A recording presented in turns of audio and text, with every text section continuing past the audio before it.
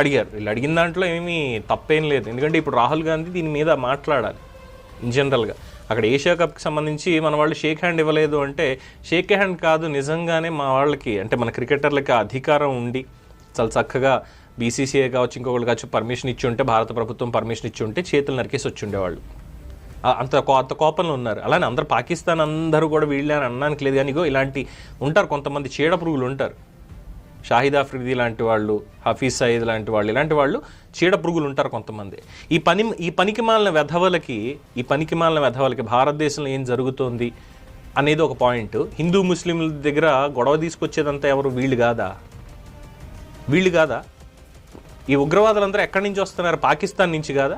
పాకిస్తాన్ నుంచి వచ్చి ఒరే మన ముస్లింలందరూ కూడా అప్పుడే భారతదేశానికి స్వతంత్రం వచ్చినప్పుడు విడిపోయానరా, కాకపోతే మీ తాతల వాళ్ళందరికీ మన మతం గురించి ఇంకో దాని గురించి తెలియక భారతీయులందరూ మా వాళ్ళని ఇక్కడే ఉండిపోయారా అని ఇక్కడ మన పిల్లల్ని